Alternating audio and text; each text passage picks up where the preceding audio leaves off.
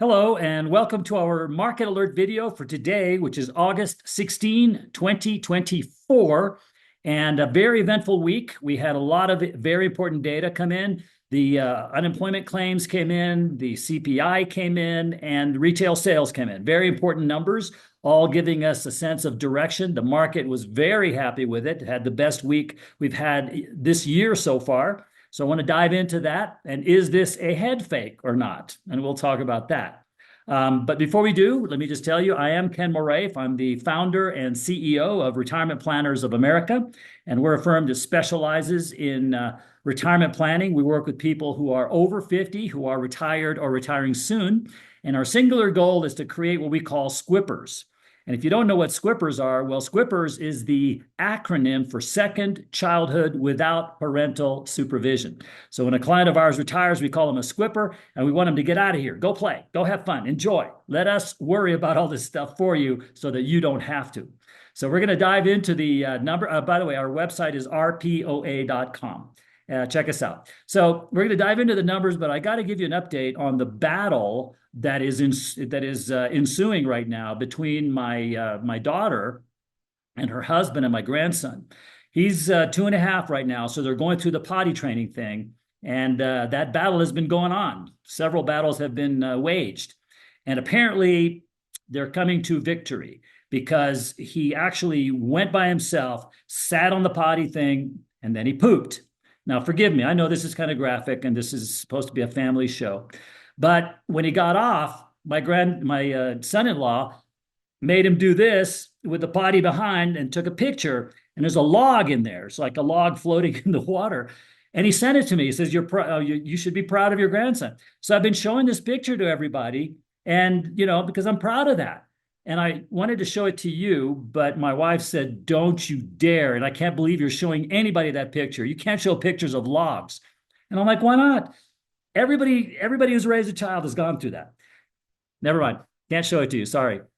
So let's talk about what happened this week. So first of all, the CPI number came in at 2.9, as I mentioned, lowest rate in a very long time. Market loved that. Very nice. Headed towards the 2% that the Fed is targeting.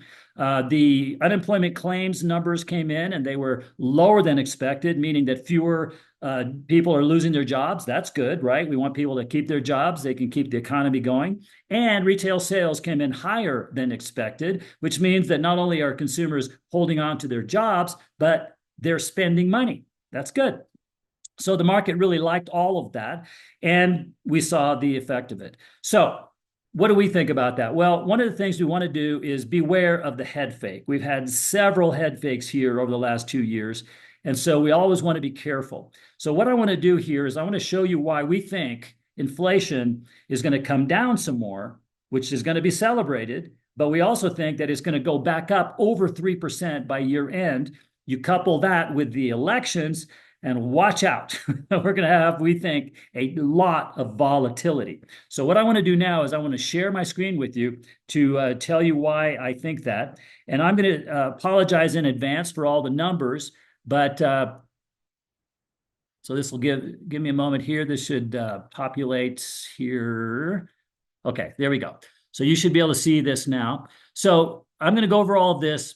I'll explain it. It's not as complicated as it looks, so bear with me.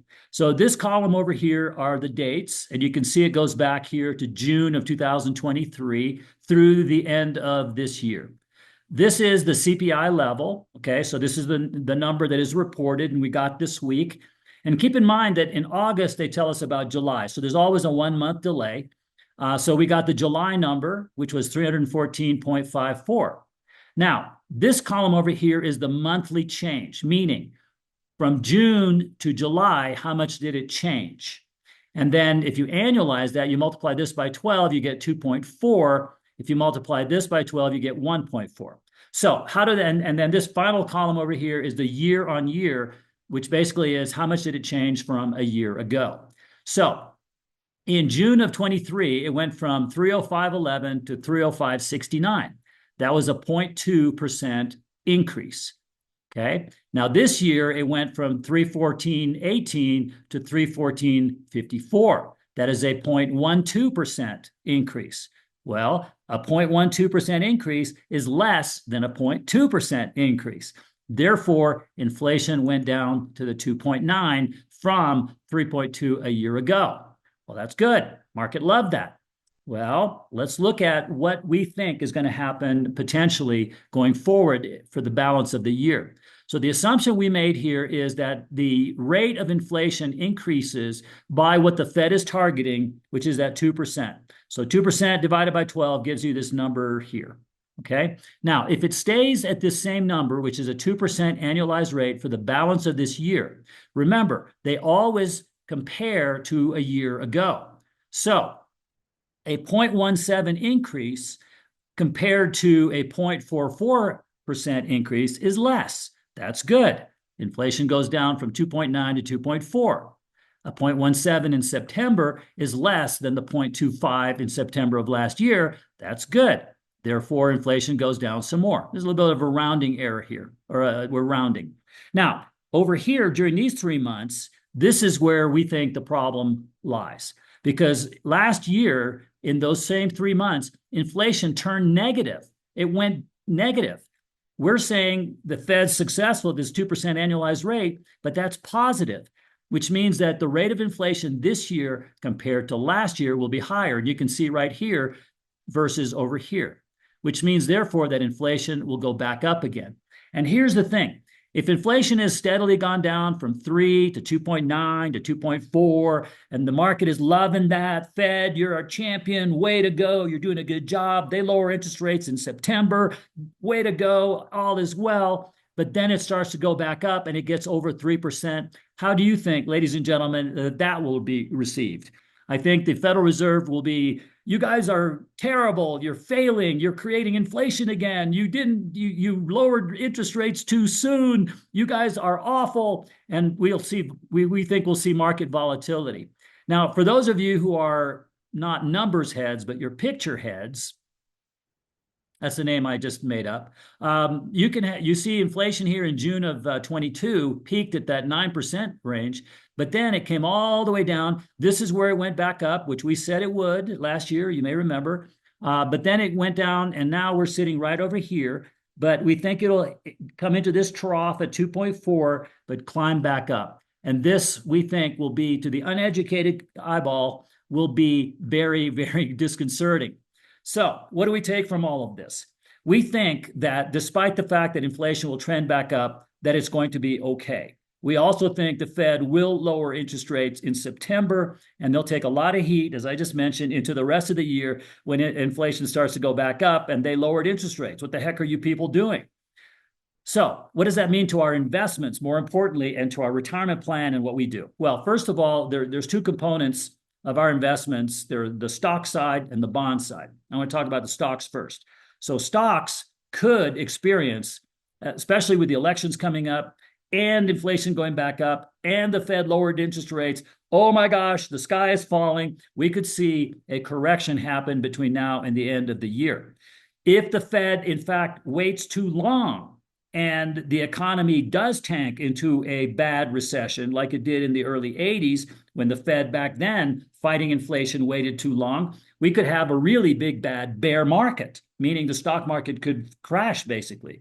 If that were to happen, that would be bad. So on the stock side, we always think it is very, very important to have a strategy to protect yourself on the downside.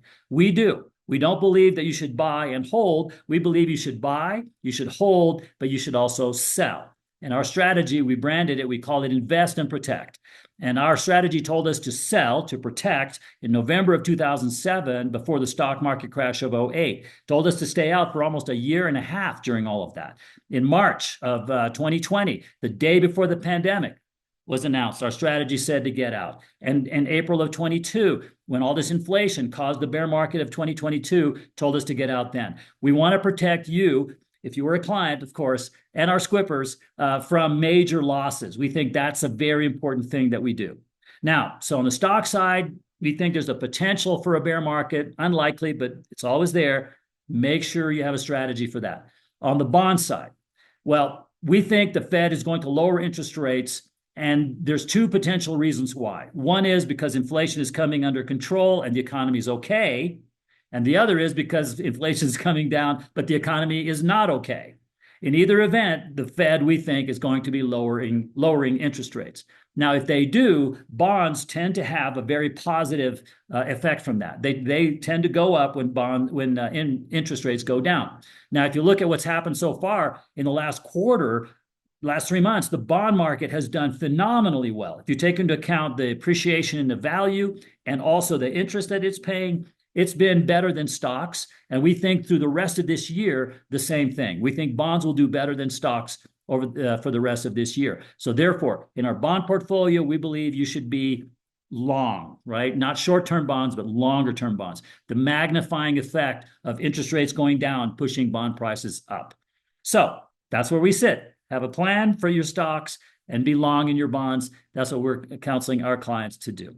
Now, if you are over 50, you're retired, check us out, or retiring soon, check us out. Our website is rpoa.com. We'd love to visit with you and see if there's a fit. So share this video with your friends and family. And by the way, make sure you listen to our podcast as well. We had over 250,000 downloads of our podcast last year. You need to make it 250,000 plus one.